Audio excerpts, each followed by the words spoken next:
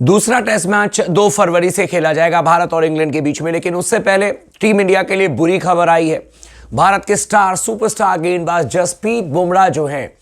वो एक तरीके से कहा जाएगा कि आईसीसी की नज़र में आ चुके हैं। आईसीसी ने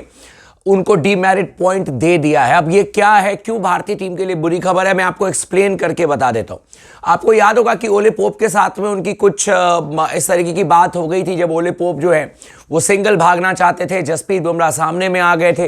एंड दोनों के बीच में कांटेक्ट हुआ था, जो कि आईसीसी का मानना है कि जसप्रीत बुमराह ने मान लिया है कि उन्होंने गलत तरीके से कांटेक्ट किया था फिजिकली, जो कि नहीं होना चाहिए था। और जसप्रीत बुमराह ने खुद ही एक्सेप्ट कर लिया है कि उनसे ये गलती हुई है। और आईसीसी ने कहा कि इसीलिए हमें कोई फॉर्मली मीटिंग कराने की ज़रूरत नहीं थी, कोई फॉर्मली दोनों प्लेयर को बुला करके कुछ करने की ज़रूरत नहीं थी। मैच रेफरी ने ये बात कही जसप्रीत बुमराह से, जसप्रीत बुमराह ने मान लिया कि भाई हमसे में गलती हुई है। अब इसी की वजह से जसप्रीत बुमराह को 1 डीमेरिट पॉइंट दिया गया है। अब बुरी खबर यह है कि अगर जसप्रीत बुमराह 24 महीने में, यानी कि जिस दिन ये इंसिडेंस हुआ उसके बाद 2 साल के बीच में और भी इसी तरीके का इंसिडेंस अगर कर देते हैं, कई बार आप आपा खो जाते हो, कई बार आप गुस्से में इस तरीके की चीज कर देते हो,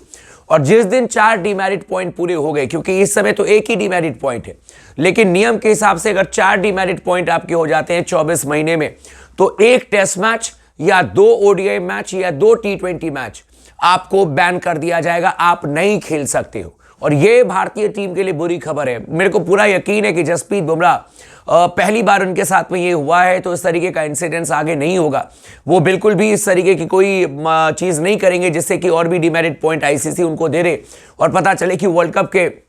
इंपॉर्टेंट मैचेस में वो अवेलेबल नहीं है, या फिर मान लीजिए कि 2025 में चैंपियंस ट्रॉफी है, वहां पर ओडीआई मैच खेलते हुए नहीं नजर आएंगे, या मान लीजिए कि डब्ल्यूटीसी के फाइनल में आप पहुंच गए, उससे पहले इस तरीके की डीमेरिट पॉइंट लेकर के बुमराह बाहर हो गए। जैसे फुटबॉल में येलो कार्ड दिया जाता है, 2 येलो कार्ड मतलब कि आप अगले मैच से बाहर हो गए, बैक टू बैक अगर 2 मैचेस में मिला, वैसे ही आईसीसी का डीमेरिट पॉइंट है। तो आप समझिए इस समय अगर मान लीजिए कि 1 डीमेरिट पॉइंट इनको मिला है, अगर ये 24 महीने में 3 और इकट्ठा कर लेते हैं, जो कि बिल्कुल भी नहीं करना चाहिए, ये कोई अच्छी चीज नहीं है,